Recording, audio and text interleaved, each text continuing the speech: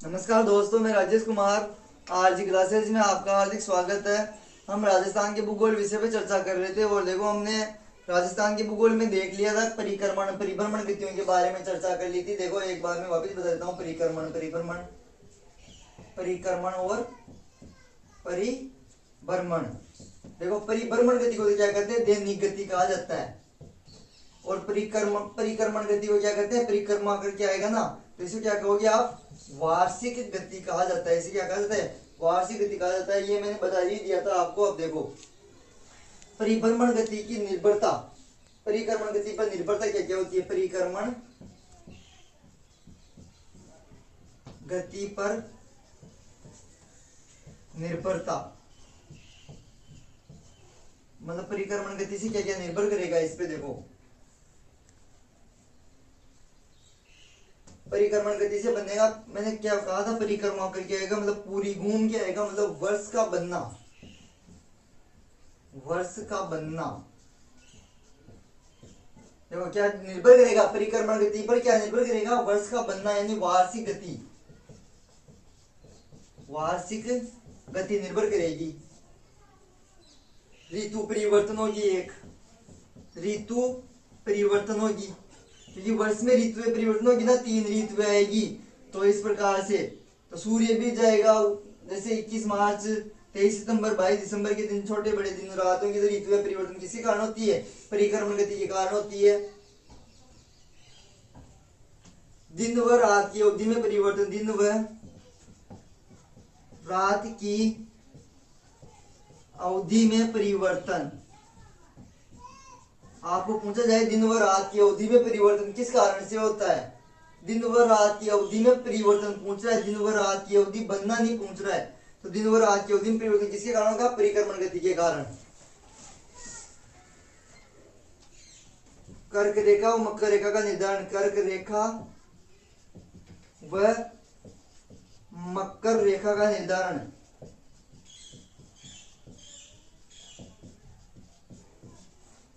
कर्क रेखा और मकर रेखा का निर्धारण होगा किस प्रकार से?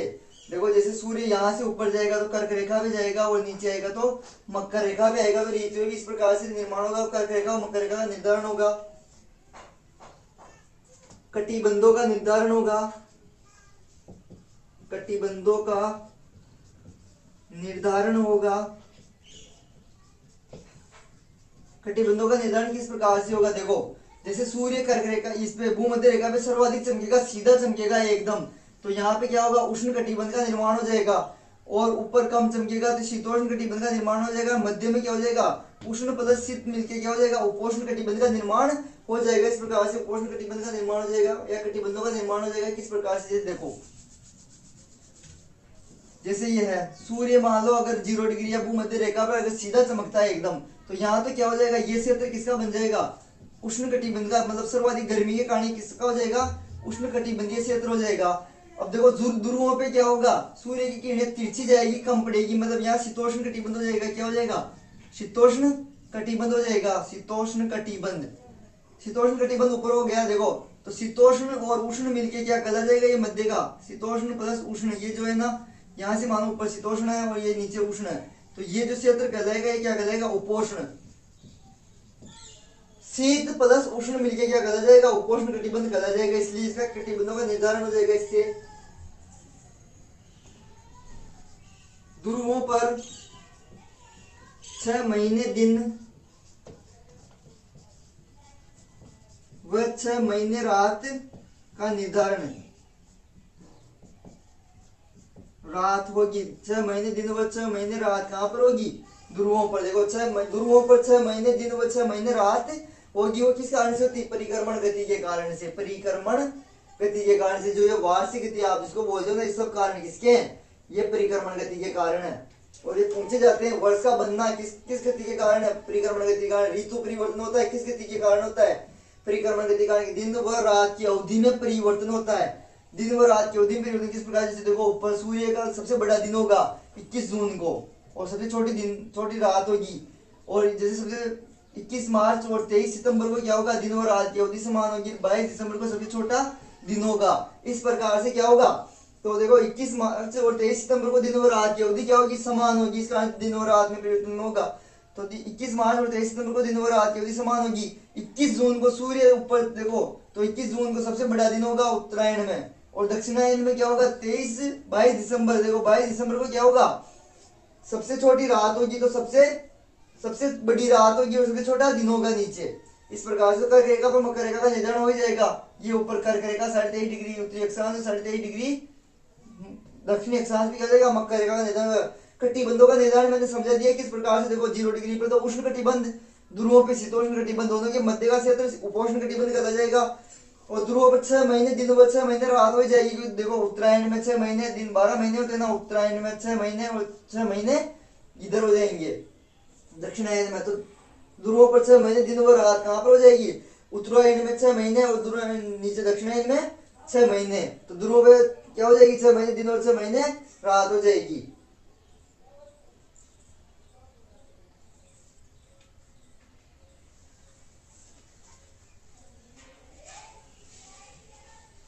अब देखते हैं आगे, देखो कर्क रेखा के बारे में जैसे क्या होता है कर्क रेखा रे। देखो 23.5 डिग्री उत्तरी अक्षांश रेखा को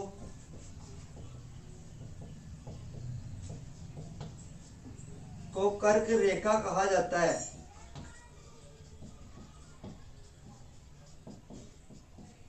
साढ़े 23 डिग्री उत्तरी अक्षांश को कर्क रेखा कहा जाता है। कैसे, देखो ये 0 डिग्री जिसको आप बोलते हो या भूमध्य रेखा, 0 डिग्री अक्षांश या भूमध्य रेखा। उत्तर में देखो 23.5 डिग्री, यहाँ पे 23.5 डिग्री उत्तरी अक्षांश, 23.5 डिग्री उत्तरी अक्षांश, इसे आप क्या कहोगे, कर्क रेखा कहोगे। 23.5 डिग्री उत्तरी अक्षांश को क्या कहोगे, कर्क रेखा कहोगे। देखो जब सूर्य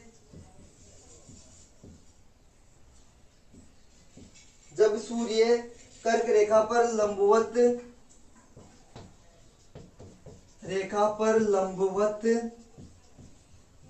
कैसे, देखो जैसे कर्क रेखा यहाँ है ना, तो यहाँ पे क्या होगा, सूर्य लंबवत चमकेगा या सीधा चमकता है, लंबवत या सीधा चमकता है। जब सूर्य कर्क रेखा पर लंबवत या सीधा चमकता है तो उत्तरी गोलार्ध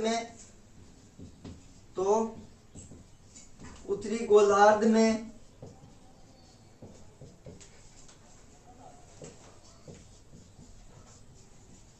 ग्रीष्म ऋतु क्या होगी। देखो जब सूर्य कर्क रेखा पर लंबवत व सीधा चमकता है तो उत्तरी गोलार्ध में ग्रीष्म ऋतु होती है। क्या ग्रीष्म ऋतु होती है। जैसे देखो कर्क रेखा पे सीधा चमकेगा तो इधर क्या होगी, गर्मी पड़ेगी ना, कर्क रेखा पे सीधा चमकेगा मतलब ग्रीष्म ऋतु आएगी ऊपर। यहां दिन बड़े व रातें छोटी होती है, देखो कहां पे होती है, दिन बड़े और दिन रात छोटी होती, दिन बड़े और रात छोटी होती है, रातें छोटी होती है। कहां पे, कर्क रेखा पे। जब सूर्य क्या होगा, कर्क रेखा पे सीधा चमकेगा ना, तो ग्रीष्म ऋतु होगी ऊपर। तो ग्रीष्म ऋतु होगी तो दिन तो बड़े और रातें क्या होगी, छोटी। देखो आप ऐसे सामान्य से ले सकते हो आप, जैसे व्यवहार से गर्मी में दिन क्या होते हैं, बड़े होते हैं और रातें क्या होती है, छोटी होती है। तो देखो ग्रीष्म ऋतु ऊपर, कब सूर्य ऊपर जाएगा कर्क रेखा पे तो क्या होगा, ग्रीष्म ऋतु होगी और दिन बड़े और रातें क्या होगी, छोटी होगी।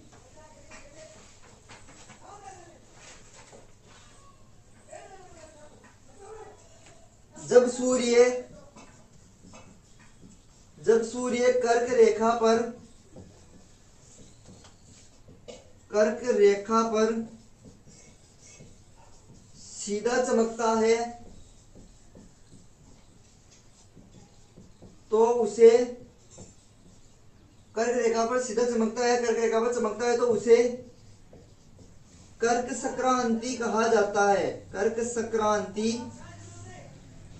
कहा जाता है। देखो जब आपको पूछा जाए कर्क संक्रांति किसे कहते हैं, तो कर्क रेखा पर सूर्य जब सीधा चमकता है ना, उसे क्या कहते हैं, कर्क संक्रांति कहा जाता है।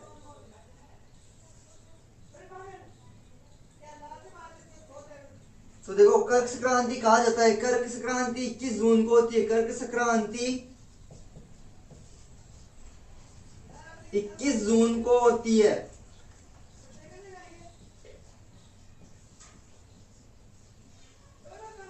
देखो कर्क संक्रांति कब होती है? 21 जून को होती है। पूछा जाता है कर्क संक्रांति कब होती है? 21 जून को होती है। देखो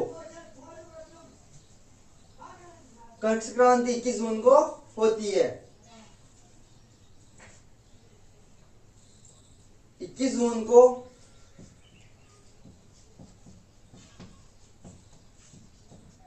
सबसे बड़ा दिन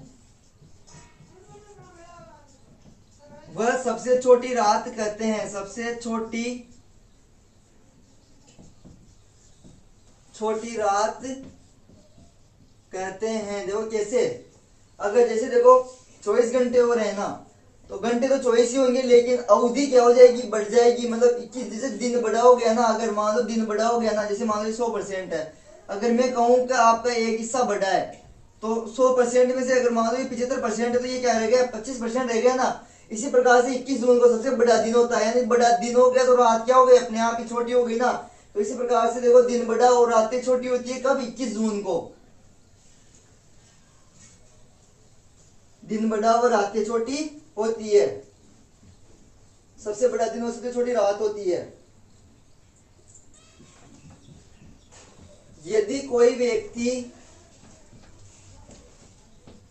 देखो क्या, यदि कोई व्यक्ति, उदाहरण से समझा रहा हूं मैं आपको, यदि कोई व्यक्ति बांसवाड़ा में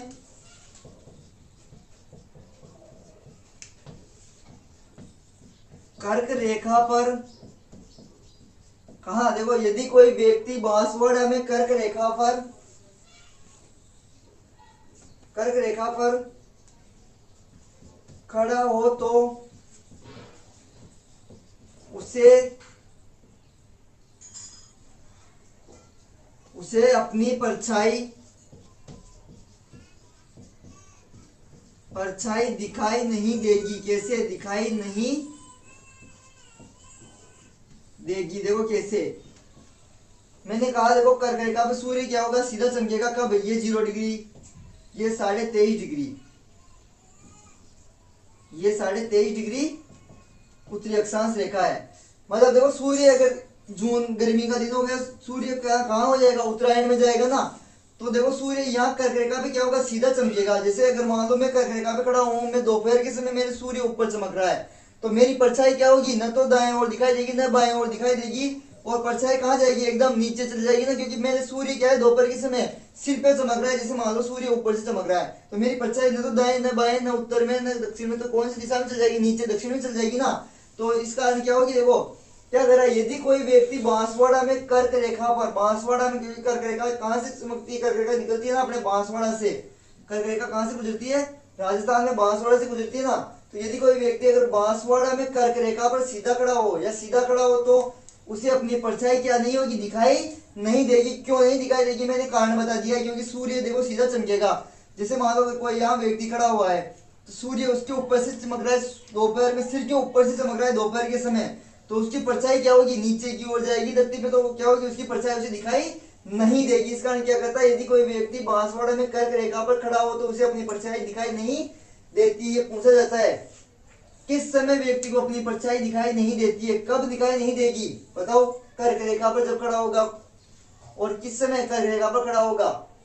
दोपहर के समय।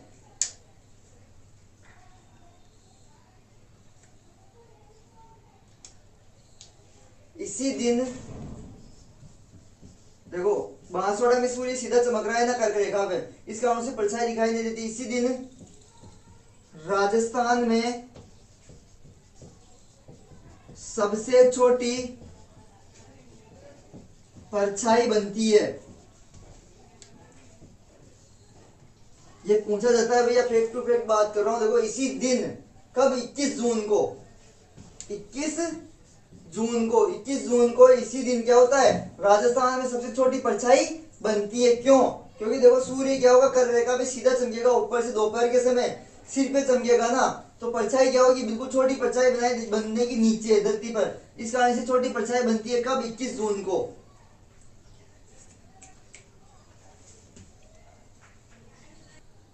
तो देखो इसी दिन राजस्थान में सबसे छोटी परछाई बनती है। कब? इसी दिन कब? 21 जून को राजस्थान में सबसे छोटी परछाई बनती है। 21 जून को सूर्य 21 जून को सूर्य बांसवाड़ा में कर्क रेखा पर लंबवत या सीधा चमकता है। देखो लंबवत या सीधा चमकता है। ये लंबवत या सीधा का मतलब क्या है? देखो जैसे ये ना कर्क रेखा, तो इस पे क्या होगा? सूर्य चमकेगा एकदम, तो परछाई अपने को क्या होगी? छोटी दिखाई देगी। यानी कर्क रेखा पर 21 जून को सूर्य बांसवाड़ा में कर्क रेखा पर क्या होता है? सीधा या लंबवत चमकता है।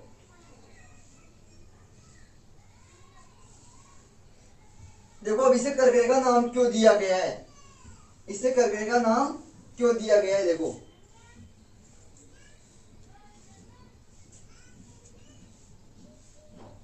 इसे कर्क रेखा नाम इसलिए दिया गया है। देखो इसलिए दिया गया है क्योंकि 21 जून से के मध्य सूर्य, देखो इसे कर्क रेखा नाम इसलिए दिया गया है क्योंकि 14 जून से 14 जुलाई के मध्य सूर्य कर्क राशि में होता है। सूर्य कर्क राशि में होता है। ये पूछा जाता है, कर्क राशि में होता है। देखो इसे कर्क रेखा नाम इसलिए दिया गया है क्योंकि देखो 21 मतलब 14 जून और 14 जुलाई के मध्य, ये एक महीने का अंतर आ रहा है, 14 जून से जुलाई के मध्य। तो ये सूर्य क्या होता है? इस समय कर्क राशि में स्थित होता है। जैसे देखो इस प्रकार से मैंने कहा सबसे बड़ा दिन कौन सा था? 21 जून था। 21 जून था तो कहां से स्टार्ट होगा? 14 जून से लेकर 14 जुलाई के मध्य 21 जून आएगा ना। तो मतलब सबसे बड़ा कौन सा होगा इसमें? 21 जून, और सबसे छोटी रात भी 21 जून को ही हो जाएगी। तो देखो इसलिए कर्क रेखा क्यों कहा गया है इसे? क्योंकि 14 जून से लेकर 14 जुलाई के मध्य सूर्य क्या होता है? कर्क राशि में स्थित होता है।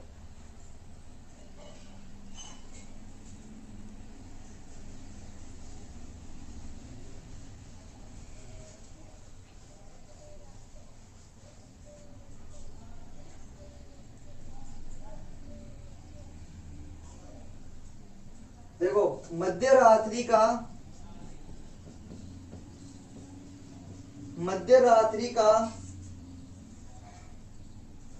सूर्योदय का देश, ये पूछा जाता है, इंपॉर्टेंट फैक्ट है। देखो मध्यरात्रि का सूर्योदय का देश नॉर्वे देश को कहा जाता है। देश नॉर्वे को कहा जाता है।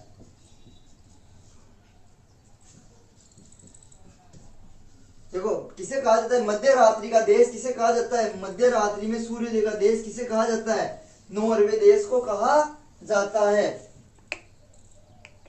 क्योंकि यह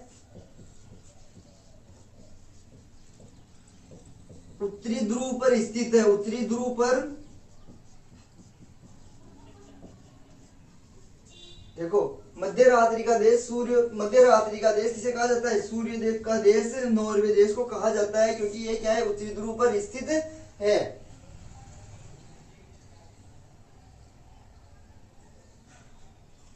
यहाँ देखो कहा, जहां अपन बात करें ना नॉर्वे देश की, यहाँ 21 जून या कर्क संक्रांति को क्या होता है? देखो 21 जून या कर्क संक्रांति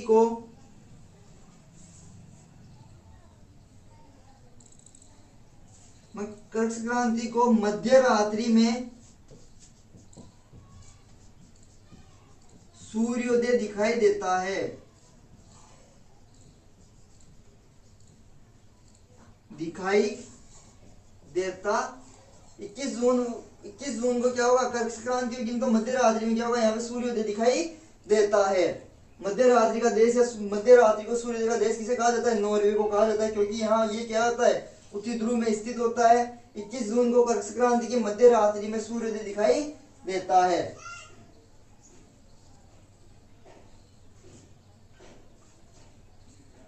तो देखो ये कर्क रेखा के बारे में हो गया है आपका। मैं चित्र से समझा देता हूँ मैं आपको। कर्क रेखा में क्या होगा, 21 दिन मतलब ऋतु किस प्रकार से बनेगी, किस प्रकार से नहीं बनेगी, मैं एक चित्र में बताता हूँ। देखो जैसे देखो ये है 0 डिग्री अक्षांश, 0 डिग्री अक्षांश कर दो, या इसको क्या कहते हैं अपन भूमध्य रेखा कहा जाता है ना इसको, 0 डिग्री अक्षांश को।